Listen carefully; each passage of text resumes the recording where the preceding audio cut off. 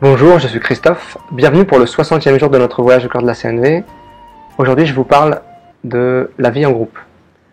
Alors, la vie en groupe, le groupe, ça peut être la famille, ça peut être un groupe d'amis, ça peut être le lieu de travail.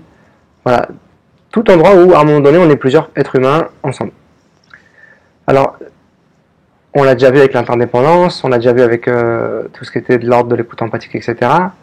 La manière dont je vais être en relation avec les gens du groupe va avoir une influence sur l'élan de chacun à contribuer au bien-être du groupe, l'élan de chacun à se montrer comme il est. Si je suis dans une dynamique d'équivalence, comme j'ai dit il y a quelques jours, il va y avoir peut-être plus d'harmonie et plus de fluidité dans le partage des compétences de chacun que s'il y a une hiérarchie qui impose. Voilà, ça déjà on a visité.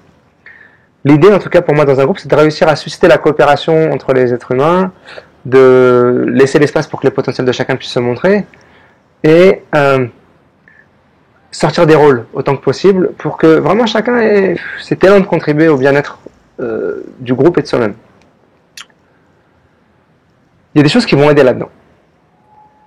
Une des premières choses qui va aider, pour moi, c'est d'être très au clair sur qu'est-ce que j'attends du groupe quand je prends la parole. C'est-à-dire que, je prends un exemple, une réunion au travail, si c'est moi qui anime la réunion et que je commence à parler d'un sujet, avant de parler de ce sujet, j'ai intérêt à être très très au clair sur qu'est-ce que j'attends du groupe quand je vais avoir fini de parler. Par exemple, maintenant j'aimerais que 2 ou 3 personnes me disent ce qu'elles pensent de tel point que je viens d'aborder. Ou j'aimerais savoir si quelqu'un a une idée sur comment réaliser telle chose dont j'ai parlé. Parce que si j'arrête et que je ne fais pas de demande, ou que je dis qu'est-ce que vous en pensez de manière très vague, un des risques c'est que l'énergie va se dilapider et donc le potentiel créatif qui est présent ne va pas émerger parce qu'on n'a pas un centre clair de qu'est-ce qu'on cherche à obtenir. Ça c'est une première chose. Et ça c'est vrai en fait dans la relation à deux aussi, hein, évidemment. Si je demande à l'autre quelque chose de très précis, il y a plus de chances que j'obtienne quelque chose en lien avec ce que j'ai partagé juste avant que si je pose une question très vague. Et aussi cette clarification de mon intention, elle a un autre effet, c'est que si je suis au clair avec ce que je veux obtenir, la manière dont je vais parler, elle va peut-être être différente. Peut-être que déjà je vais concentrer mon énergie dans une direction. Donc déjà ça, c'est une chose. La deuxième chose, c'est de réussir à sortir de la notion de majorité-minorité et de prendre en compte tout le monde.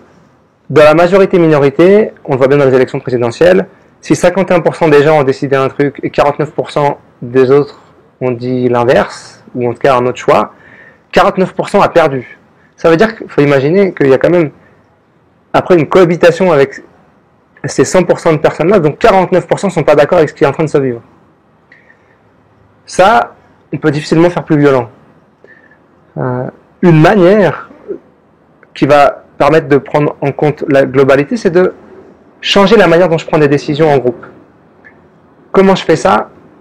Il y a plusieurs protocoles qui existent aujourd'hui.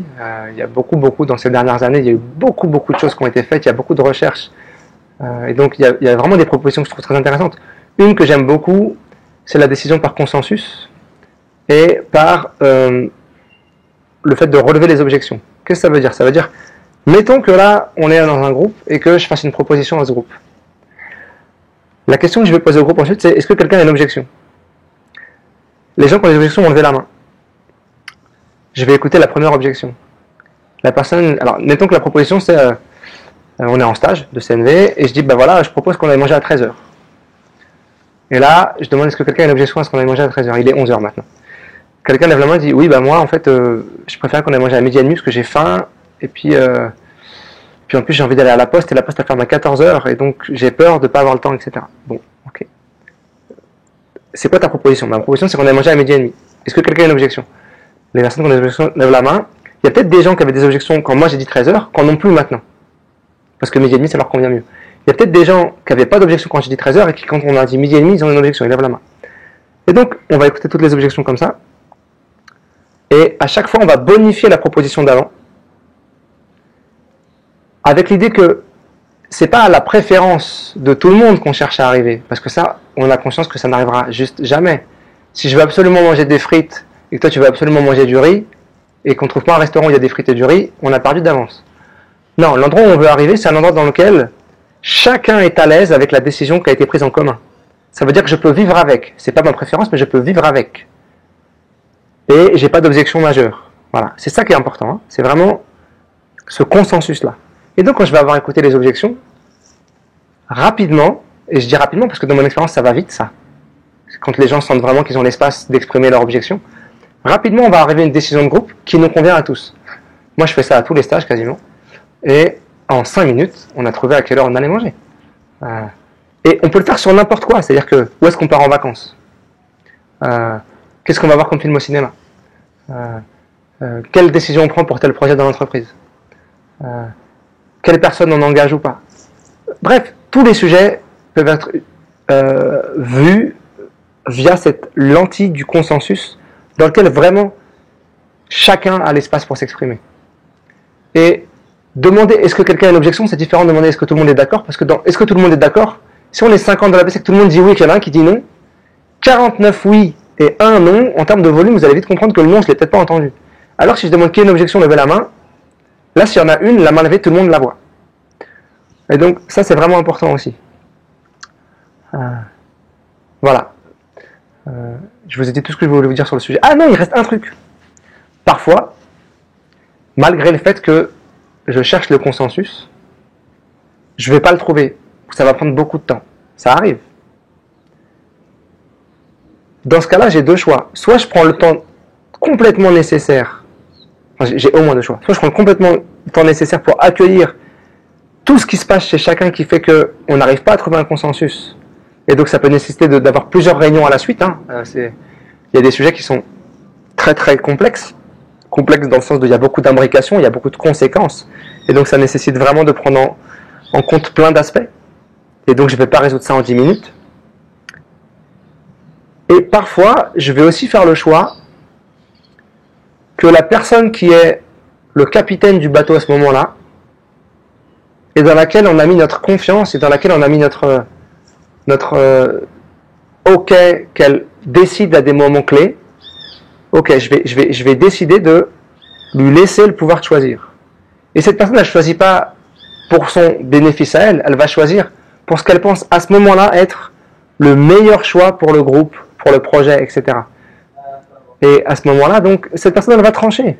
OK, moi, en posture de formateur en stage, OK, ben voilà, je décide qu'on va manger à 12h45, je pense que c'est le meilleur choix pour le groupe, on n'arrive pas à se décider, donc je coupe la poire en deux, je sais que j'aurai des frustrations pour certaines personnes, et après on va pouvoir accueillir ça si on a envie de l'accueillir, mais voilà, pour qu'on passe pas la journée entière à prendre la décision et que finalement à 15h on dit on va manger à 12h45, ou voilà, je prends une décision. Et je suis en paix avec ça parce qu'à ce moment-là, je suis vraiment au service de notre groupe. Je ne suis pas au service de moi-même.